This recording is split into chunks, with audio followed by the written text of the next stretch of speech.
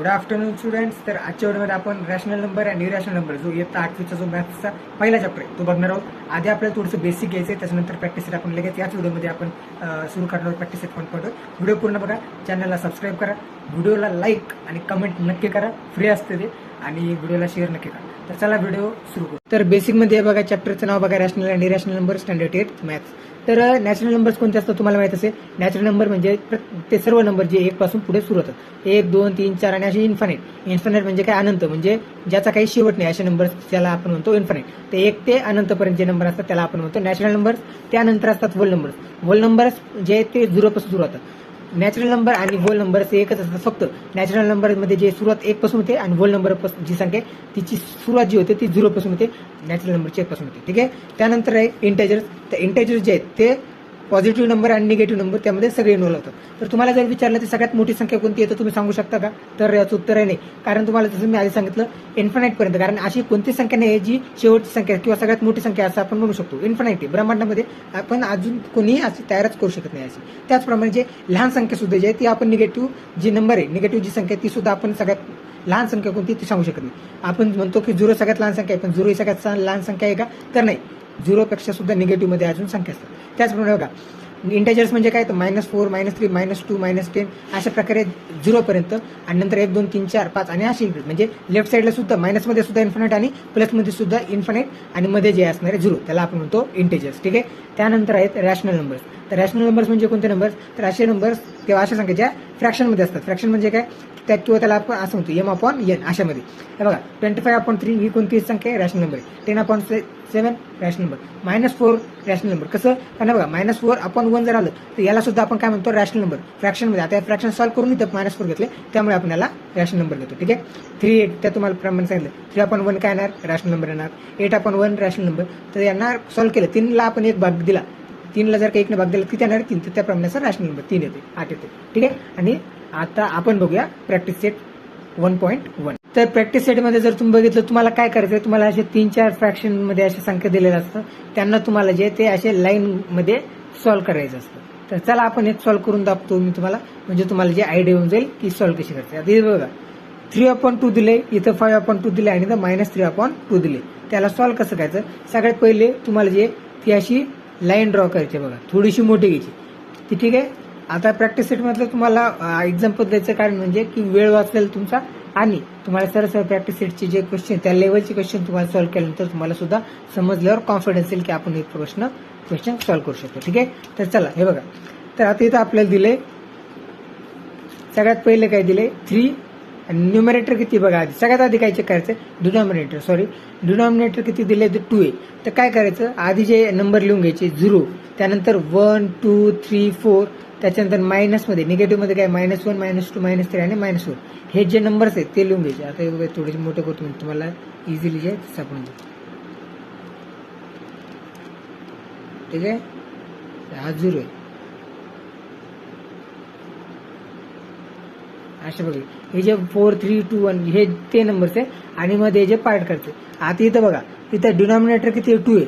तर एक युनिट कोणतं असतं, आता 0 to 1 हे झालं 1 युनिट, 1 to 2 हा 1 युनिट, 2 to 3 हा 1 युनिट, आणि 3 to 4 हा 1 युनिट. अशा प्रकारे युनिट त्याच्यामध्ये आपल्याला तयार करायला लागते. कारण त्या युनिट तयार केल्यानंतर आपल्याला जेवढे डिनॉमिनेटर आहे तेवढे त्यामध्ये पार्ट्स करावे लागतात. आता बघा, 1 युनिट हा झाला -2 ते -3, हा 1 युनिट तयार झाला, आणि त्या युनिटचे किती भाग करायचे आपल्याला, 2. ते बघा, इथे आपण भाग दिलाय, आणि आता हा 1 आणि हा 1 असे 2 भाग याच्यामध्ये तयार झाले. त्याच प्रकारे तुम्हाला सगळीकडे तयार करायचे. त्याच्यामध्ये बघा, पहिलं काय दिले, तर पहिलं आपल्याला दिले -3/2 दिले. तर 0 पासून 3 पॉईंट पुढे जायचं, 0 1 2 आणि 3. हे बघा, याला सिंबल इथं डायरेक्शन देताना इथं खाल्लेली 3/2. त्याला काय नाव दिलं आपण, ए. ठीक आहे. तुम्हाला समजत नसेल तर आपण पुढच्या प्रॅक्टिस सेटमध्ये पुन्हा काही क्वेश्चन जे रिपीट करू. याच्यानंतर अजून एक प्रश्न आपण घेणार आहोत, त्याच्यामध्ये तुम्हाला समजून जाईल. ठीक आहे. त्याच्यानंतर बघा 5/2. तर काय करायचं, पुन्हा 0 पासून 5 पॉईंट पुढे जायचं, 1 2 3 4 आणि 5. हे बघा, इथं तुम्हाला दिसत असेल, बघा इथं आपण त्याला एरो दाखवून इथं घेतले 5/2. त्याला नाव काय दिलं आपण, बी दिले. बघा, इथं बी दिले. त्याच्यानंतर -3/2. आता मायनस संख्या तर लेफ्ट साईडला असणार 0च्या, तर 0च्या लेफ्ट साईडने -3 पॉईंट, 1, 2 आणि 3 हे बघा इथे एरो दाखवून तुम्हाला इथे शो केलं -3/2 याला नाव दिले आपण सी. ठीक आहे, काय नाव दिलं याला सी. तर अशा प्रकारे तुम्हाला हे शो केस करायचं होतं. हे जे आहे ते आपण कॅन्सल का केलं कारण ते जरा डिस्टन्स जे आहे ते कमी झालं, तुम्हाला समजलं नसतं ते, त्यामुळे आपण हे वर घेतलं. अजून एक क्वेश्चन सॉल्व्ह करूया चला. ठीक आहे, तर हा क्वेश्चन हे बघा इथं काय दिले 7/5 -2/5 आणि -4/5. ते बघा इथं आता डिस्टन्स जे आहे तुम्हाला समजलंय, इथे जरा तुम्हाला शोकेस करण्यासाठी थोडं मोठं घ्यावं. ठीक आहे,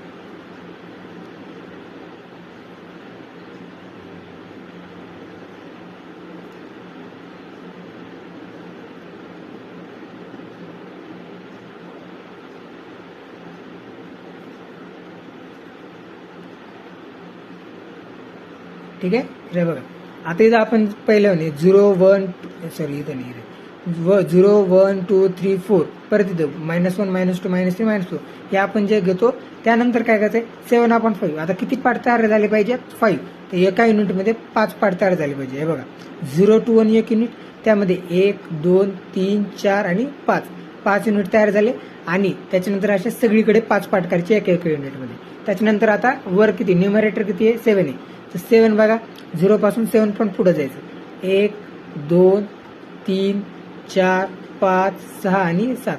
हे बघा त्यालाच एरोने खाली घेतलं आणि 7/5 त्याला नाव दिले काय तर नाव दिले 1. ठीक आहे, त्यानंतर दुसरं बघा -2/5. आता मायनस मध्ये 2 पॉईंट मागे जायचं.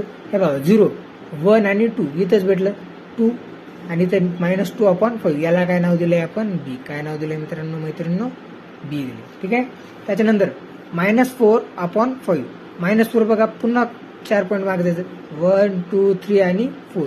तर याला सुद्धा असंच एरोने घेत आपण आलो इकडे खाली. त्याला नाव घेतले -4/5.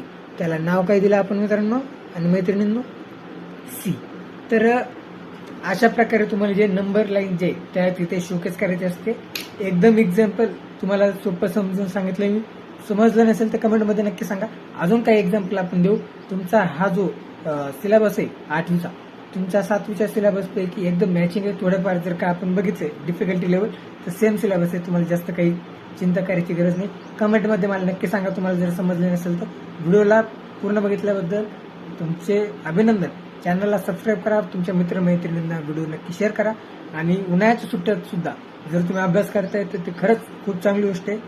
जेणेकरून तुम्हाला जो रेग्युलर सिलेबस सुरू झाला तो शाळा सुरू झाल्यानंतर तुम्हाला याचा फार फायदा होतो. मी तुम्हाला स्वतःचे एक्सपिरियन्स वरून सांगतोय. बाकी चॅनलला जास्तीत जास्त लाईक करा, सबस्क्राईब करा, चॅनलला शेअर नक्की करा मित्रमैत्रिणींना, जेणेकरून त्यांचा सुद्धा अभ्यास व्यवस्थितपणे होईल.